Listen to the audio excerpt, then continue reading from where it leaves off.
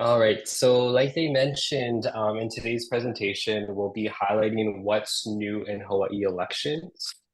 So we'll cover the upcoming digital voter guide, new voter registration resources, and we'll wrap up with reminders so that you're prepared for the months ahead.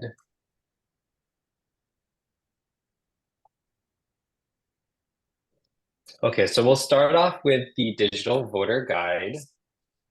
So just some background on this, Act 115 was enacted during the 2023 legislative session, and the act requires the Office of Elections to publish a digital voter guide starting with the 2024 elections. So it additionally requires that there are printed copies of the guide for the public to access at libraries, and that it is translated in Chinese, Hawaiian, Ilocano, and Tagalog. And the digital guide must meet accessibility standards. So this includes that it is screen reader accessible. So what will be included in the guide? So first, it will include basic candidate information. So things like legal name, ballot name, office, party affiliation, and contact information. So phone, email, and website. I do want to note that the voter guide is entirely optional for the candidate to participate in. So if the candidate does choose to participate, they will submit a photo and a statement that's 149 words max. Additionally, the guide will include basic voter education. So that includes topics like ballot return deadlines, ballot drop box locations, voter service center locations, information about same-day voter registration, and information about accessible voting options. And then lastly, for the general election, the voter guide will include explanations of the ballot measures prepared by the AG's office and the county court councils. So these would be explanations for the proposed state constitutional amendments and the proposed county charter amendments. So what can you expect to see when the voter guides are published? So there will be one that's available online, and it's going to function similar to the View My Ballot tool. So I'll go into that in just a bit. And then a second version, which is going to be available at public libraries. So this one is going to be more like a traditional print, very similar to a newspaper insert. And I'll show an example of that in just a second. So the first one I want to talk about is the guide that will be available online. By a show of hands, I can see some people in that room.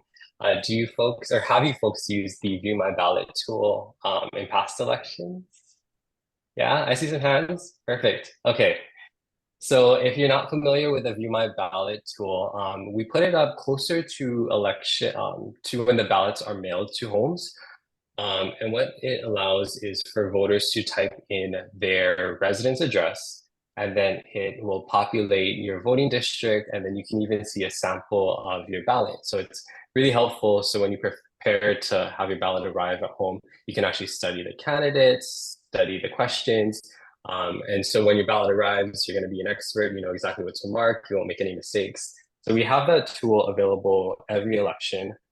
And so the voter guide will function very similar to that, in that we want to have a tool where voters can just type in their residence address, and it'll populate the specific candidates for that voter. So if you're already familiar with the View My Ballot tool, you'll be more than familiar with how to use the online voter guide. So in this next slide, what I wanted to discuss is the printed copies that are going to be available at libraries. So like I mentioned, it's going to be very similar to a traditional newspaper insert, so about an 11 by 11 format. And in contrast to the digital guide where a voter can view their specific district, the printed guide is more of a comprehensive guidebook. So it's going to have candidates statewide, and it's going to be sorted by federal, state, and county elections. So a complete compilation of all of the candidate statements. So how are candidates submitting their statement and photo? So candidates submit their statement and photo before they file for office through the candidate intake system. This instructions sheet that I have pictured here is what we provide to the candidates when they come in to issue or when they're issued their nomination papers. So on the instruction sheet, as I have pointed there in the red arrow, we do provide some tips for writing an effective statement.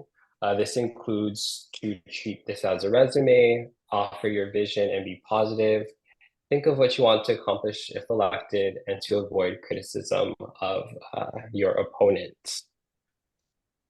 So in this next picture, I have just a screen capture of the actual candidate statement intake. I do want to point out a couple of things. Before submitting a candidate statement, the candidate does affirm that their submission is true and correct. Also, once filed, the candidate cannot make any changes to what they've submitted. So what actually happens in practice is that when a candidate comes into file, they have collected their signatures and everything. We print out their photo and their statement, and we sit with the candidate, have them review everything to make sure it's exactly as they want it to appear. Because again, once it's filed, the candidate cannot make any changes to that statement or photo.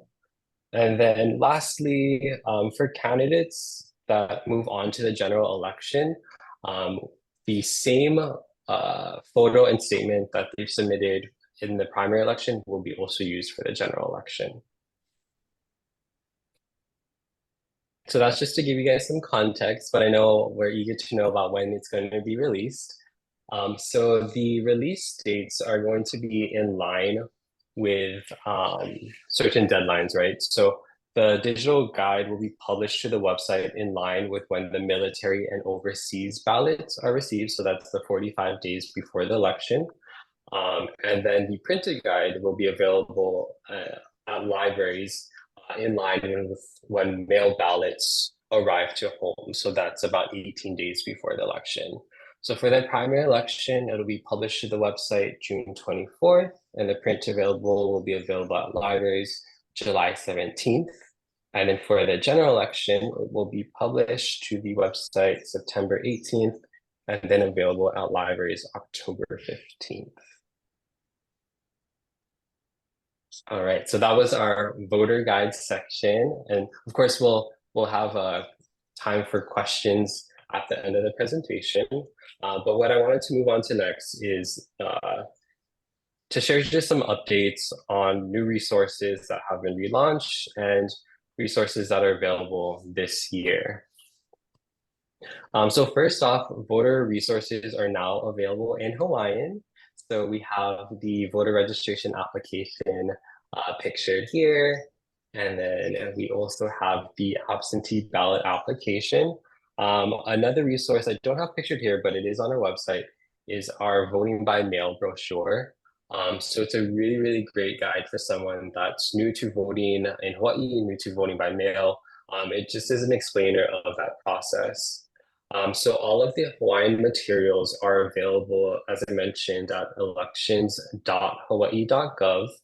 And I do also want to mention that in the coming months, we'll have the Hawaiian voter registration application and the Hawaiian absentee ballot application at post offices and libraries.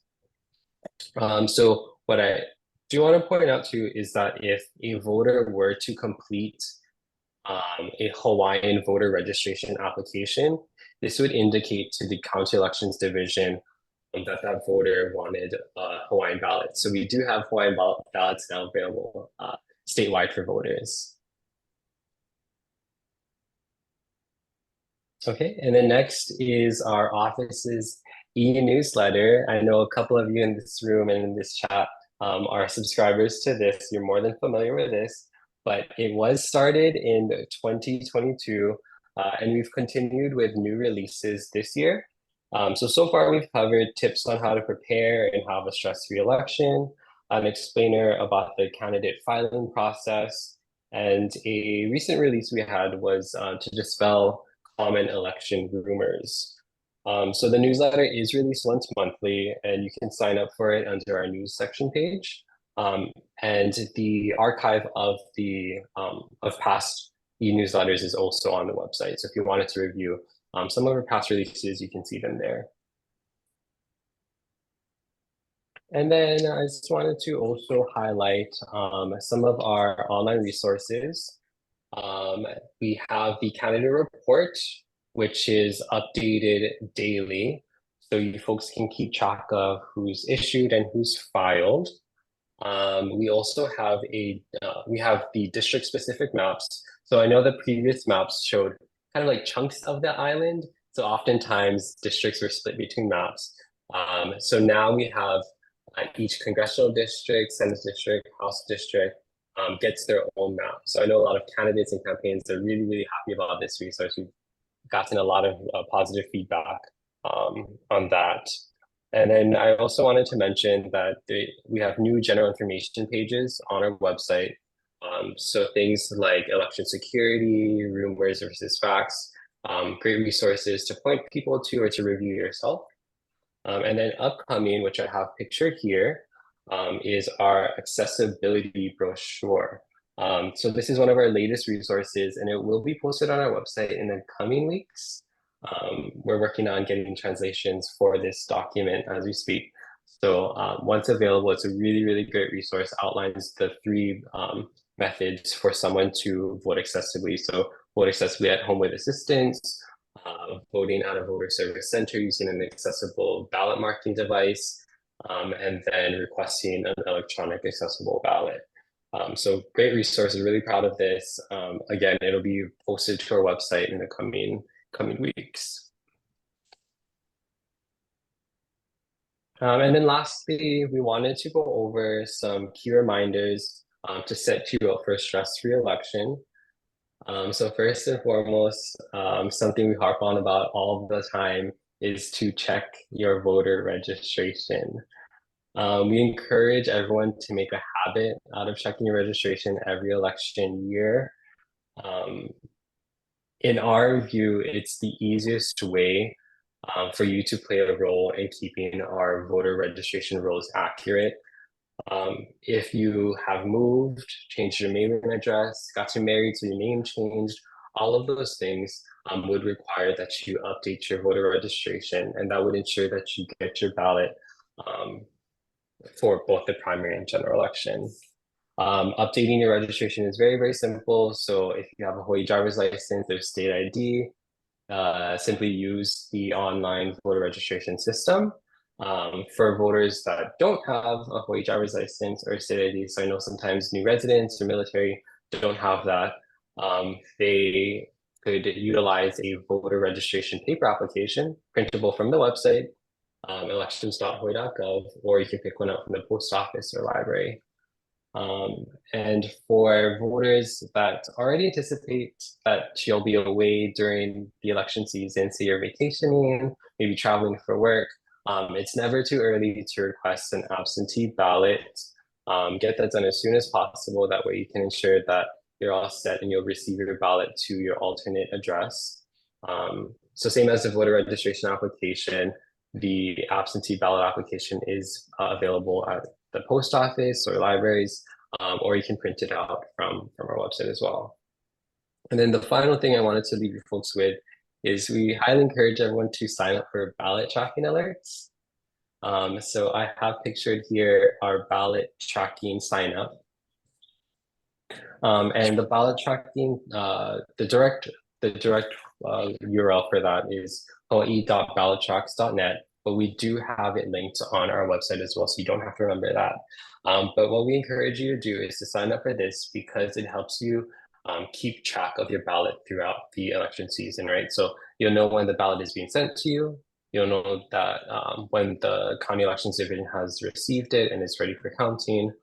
And another great perk of the ballot track system is that you'll receive friendly reminders to keep you on track. So reminders about returning your ballot as the deadline approaches, things of that sort. So again, go through the voter checklist. We want you to check your registration, update your registration if needed, make plans if you're going to be away, and then of course sign up for the ballot tracking alerts. So I will stop my screen share here. And where is my video? Start video. Okay, I'm back.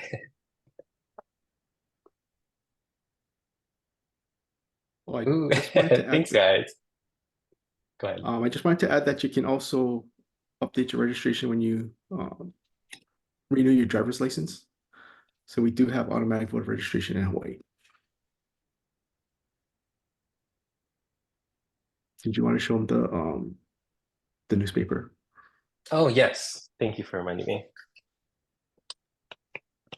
Oh, I know you folks. Let's see. Um, This is oh, about the size of the printed guide. Um, and I'll go back to that screen. So those of you familiar be the size of the longs ad.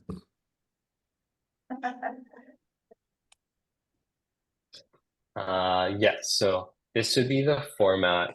This is one of the mocks that we have right now that we're working with a vendor on. So about it's going to be 4 candidates per page, just to kind of give you a general idea of the appearance.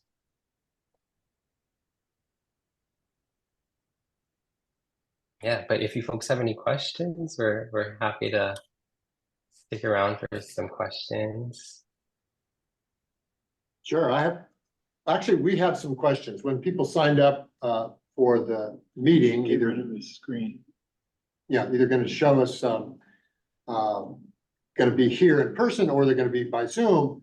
We had a little box that said, "Do you have any questions of Raymond and Scott?" And so, okay, I'm going to read some of the questions. First one is, what is ERIC? ERIC, all caps. I assume this is not referring to Eric. Yeah.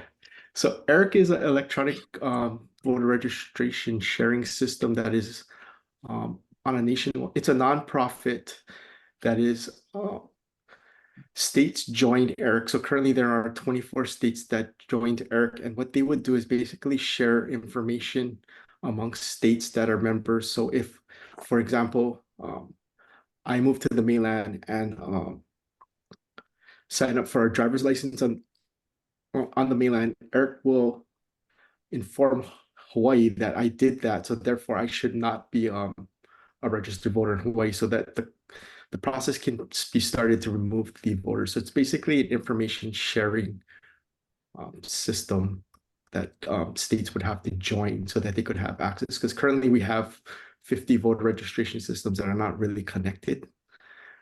The only way we can know if somebody moves to the mainland is on the voter registration form. They indicate that they are registered to vote in another jurisdiction, and that's the only way we can follow up. But that is on the voter to actually fill out. Okay, thank you, Scott. I got another question. What is your projection of voter turnout this year? I know it's obviously it's a presidential election year too, primaries, et cetera. What's your projection? Yeah, it's really hard to project voter turnout. What we saw from 2020 to 2022 is voting turnout is really driven by a cause. In 2020, it was a presidential election. You had COVID. You had a lot of government shutdown. So it appeared, and I don't have any solid evidence that voters were voting because they were affected in some way, which was the cause. In 2022, not being a presidential election, government starting to open back up. Turnout wasn't as high as it was in 2020. However, it was the highest midterm turnout. But it's really hard to predict because voting is really causal. So there needs to be we're seeing a turnout driven by a cause, and it's hard to say what the cause will be for 2024, or hard to predict. Rate in 2020? I'm sorry, I did not get the first part of that question. Presidential election, what was the Hawaii turnout rate of registered voters? Do you remember that? I believe it was like for the general, it was like almost 60% statewide. Yeah, I can get you an exact I'm just a looking for it second. right now. Yeah.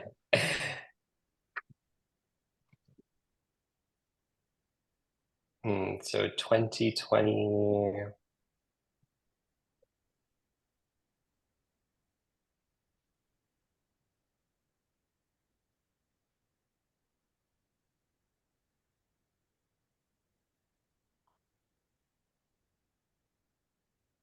The turnout was just short of 70%, so 69.6 for the 2020 general election. Okay, thank you. And again, sorry, that was the turnout, just to be clear. Turnout of registered voters. Yes, correct.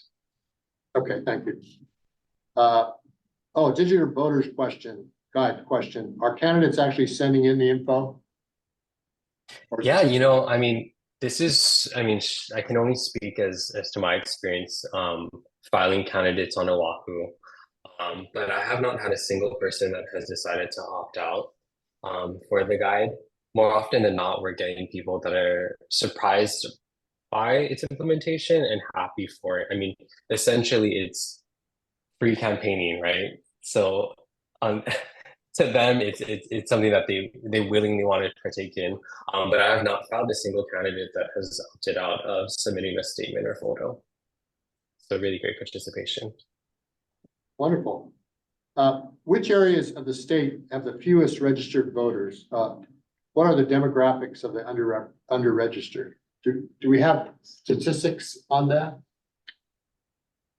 Yeah, so it's usually on Oahu, and it's in areas where you see. So, for example, it's in the downtown area where it's going to be in areas where you see um, a higher than normal immigrant population. So, like downtown areas, Kalihi, and I believe the other one was I believe in the escapes me west now. side as well. Correct. Yeah. Okay, thank you. Has the mail-in voting system increased? I did not catch the I'm last sorry, I part of didn't that hear question. that. Yeah. They didn't get the question. Oh, let me repeat that. Has the mail-in voting system increased voter turnout? Yes. So it has increased voter turnout. When you see references to the turnout going down, that is the overall percentage. So as registration has also increased as well as turnout, but the population, the percentage of turnout is not going up. But as far as votes cast, mail has in 2020 we had the highest number of people voting, and in 2022 we had the highest number of people voting in a midterm election. So I would say yes. I have a few more, thank you. I have a few more questions, but let me remind those that are on Zoom that they can type in additional questions on chat, and Donna will read them here. This is next question. What is the greatest challenge in your jobs? Ooh, I'll let Scott go first. I think the greatest challenge in our job is I think it really changes from year to year. So if you were to ask me this 10 years ago, it would have been finding enough people to work in elections, whether it be at the polling place or in the counting center.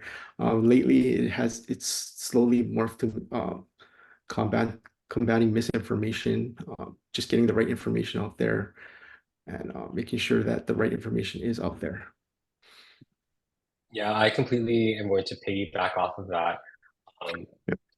Just working in voter services and voter education directly, I think we've seen that change, but it's a new challenge, right? So that's battling misinformation, disinformation. That's just the new landscape we're in. So it's a new challenge, and we're happy to take it on.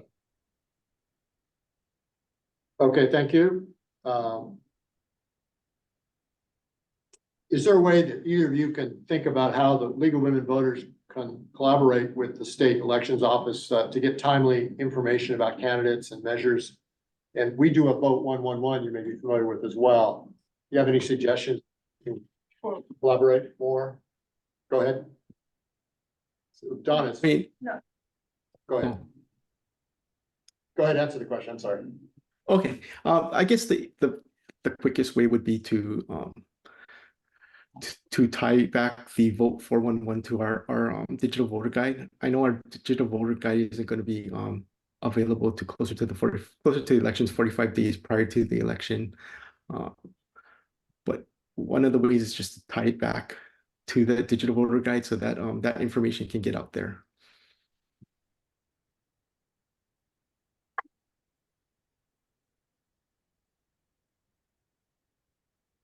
Because I mean, I do know that the League of Women Voters has a vast network. I mean, a lot of people do use that 411, and if we just tie back the voter guide, it would get more views to it. Okay, thank you. Do either speaker have an opinion about the clean elections bills currently in the House and Senate? No, because that really is a campaign spending issue or campaign financing, which would come under a different office, which would be the Campaign Spending Commission. So it's not something I've personally thought about, and I don't think Ray has thought about it either. Okay. Brad, you wanted to mention something about Dwayne, who's on the line? Yeah, can you pick me up over here, Kayola? Can you hear me okay? Yeah, I just want, one of our special, this is Brad again, one of our special guests today who is on Zoom is Dwayne Yoshina. And for those of you who don't know, Dwayne is the retired state election director. He was the state election director prior to Scott, and he was election director for many years. And he lives in Hilo now, and we're very happy to have him as a guest. And I wanted to say welcome to Dwayne, and you're welcome to join us anytime you'd like. And thank you for all your years of service in elections too, Dwayne. Where is he? So if everything I learned from Dwayne. So if I make a mistake, you can blame Dwayne. Well, happy to have you. Does he want to give any advice? Yeah. Any comments you have, Dwayne? Ask him to unmute. You're on, you, can't hear you.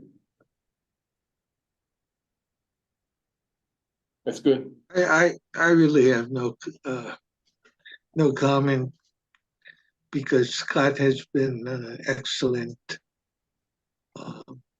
elections administrator, and he's doing well. Thanks. How come you're getting only softball questions?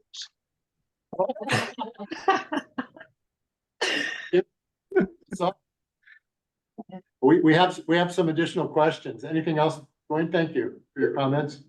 No, thank you. Thank you. Donna, you had some questions that are being posted? Yes, there is a question from Amy Monk. Do you see any barriers to voting in Hawaii? At this time, no. So, I mean, Hawaii has, in my opinion, taken away basically every barrier to voting. We have self-subscribing affidavit. If you want to register to vote, you just fill out a voter registration affidavit. It's self-subscribing.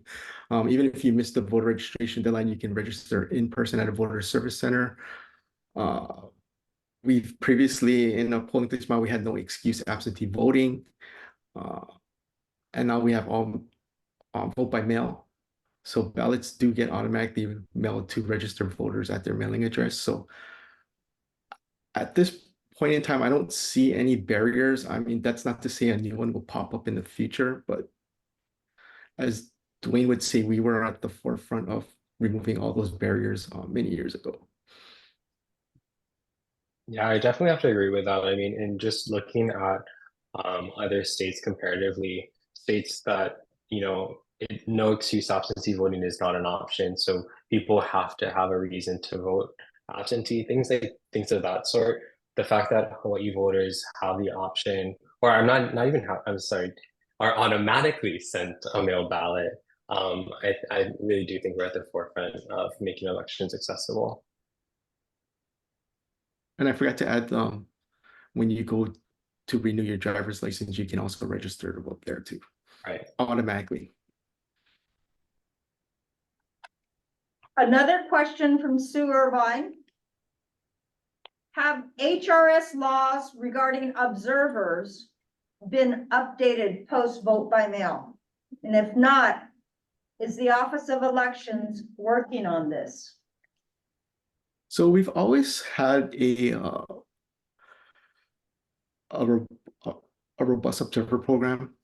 I guess the issue becomes now is the Office of Elections is responsible for printing the ballot, voter education, as well as counting the ballot, whereas the counties are responsible. The various counties are responsible for voter registration, mailing out and receiving the ballot, places of deposit, and voter service centers, which would be in-person voting. So wherever the Office of Elections handles ballots, the law does require official observers to be present. The issue becomes when you were dealing with another jurisdiction's operations that it's not, the law is not there yet. However, having said that, the counties do work with our office and the official observers to try and make it as much as that observable as possible. But when it comes to our operations, yes, everything is done in the presence of observers. When it comes to that handling of ballots. Another question from Mrs. Shauna Kukila. Is there any data or current data for the amount of women voters who turn out in the state and in Hawaii County? No, and the reason there is go ahead. And I would say the reason why we don't have that data is we don't know gender when you register. So when you register to vote, one of the things that's not collected is your gender. So we wouldn't know if it's a male or female voter voting. Any chance of that changing?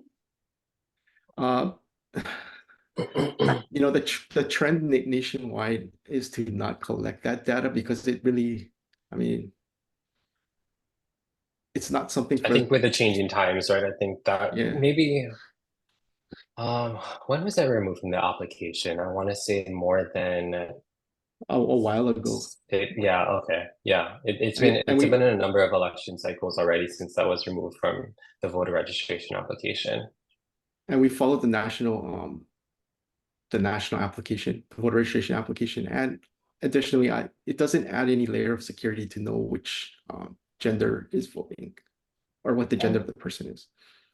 Thank you. And then Eileen O'Hara has all mail balloting, which is really vote by mail, reduced the costs of holding elections versus setting up polling places? So this is where I want to clarify the cost issue or the cost, what's been said. So prior to all mail voting, prior to all mail or vote by mail passing, we were asked to do a study on what the cost savings would be for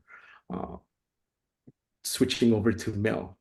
So we did that study based on the cost sharing structure at that time, which would have been the state is responsible for anything that relates to in-person voting, and the counties are responsible for anything relating to voter registration or absentee voting, with the caveat that we share the postage costs.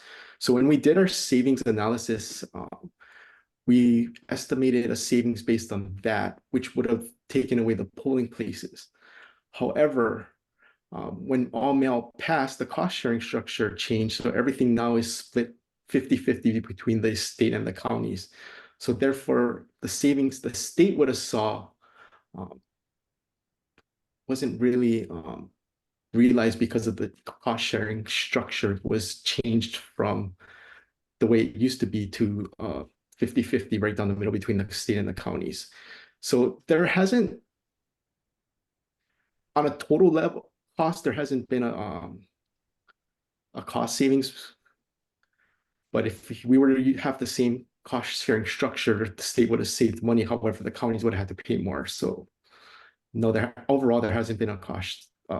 It's been about the same. That's it. That's all. Thank you. That's all the questions. Do we have any questions in the room? Could I make a comment? Yeah. Sorry. Brad wants to make a comment. This is Brad again. I can't shut up. Since Scott, you mentioned a while ago that voter registration is a county responsibility, I wanted to let you know I had a conversation a week or so ago with Hawaii County Mayor Mitch Roth. And I asked him if he would consider implementing a program in the county where every county department had a voter registration link on their homepage, like we have on our homepage at the League of Women Voters. Right on the homepage, it says register to vote on our page. You click that and it takes to the statewide voter registration site. I mentioned it to the mayor and asked him if he would consider implementing something like that in the county so that every county department would have that on their homepage. And he said he would look into it. So you might, if we do this, you might want to look into this in other counties and possibly the state agencies. Yes, thank you. That's a good idea, and we'll look into to that. Donna? Another question for Mrs. Kukila. How safe are Hawaii's polling places for voters and election officials? And do you see any issues with voter intimidation at polling sites this year, either nationally or locally? I hesitate to answer that question because in 2020, when we saw the increase in violence or the increase in that voter intimidation happening, I was asked that question, and we haven't seen it that time. Hawaii has always been Hawaii has always seen a delay in those kind of tactics, or not even happening in Hawaii. So I did say that we have not seen anything, and in 2022, I was proven wrong. So Hawaii actually, what you see on the mainland now with the news cycle or the nationwide news, if it's happening on the mainland, it's for sure happening in Hawaii, and that's why I kind of hesitate to say it, because when I say something like no or yes, it usually comes back to bite me. But if you're seeing it, on the news, on CNN or Fox, it's probably happening here because we do have a lot of copycats. My recommendation is, if you feel intimidated, to call, to report it to law enforcement. Right, Donna? This is more kind of to wrap things up, a comment from Ruth Robinson, which I think a lot of us feel at the League. Thank you for all this excellent work. Also, Ruth and everyone here, I think, was so proud of our state when we had mail-in voting when COVID hit. Bravo. Yes, and we just want to thank the League for everything they've done to support us, and make sure that, like, the services are provided to the voters of Hawaii. Well, and then that may be a follow-up, because Ruth asked if you had more staff and time, what else would you do as an extension to your work on voter education and resources? If definitely we would do more outreach. It's kind of hard now with the number of staff we have. We have a small staff, so for us to do outreach, we can't do as much outreach as we would want to do. And from what Ray can correct me, from what we've seen, voters react better to that one-on-one rather than seeing an ad on television or social media. So it's that personal touch that we would implement so that voters get the message. Yes, definitely. I think just being out in the community, doing those community events, in-person interactions are very, very effective. I know that we have, especially in this presentation too, we have a big focus on our online resources, and these are great supplemental tools, and I won't discount them and their effectiveness. But being in person in communities, if we had more staff, that'd be, I think, where we put a lot of our efforts. Okay, anybody have any more questions here in the room? No further questions. Scott and Raymond, thank you so much for spending some of your Saturday morning with us and giving us a presentation, as well as answering these questions. So we appreciate it. Thank you. Thank you, Thank you for having everyone. us. You're Enjoy the welcome. rest of your Saturday. Up, Thank you. up.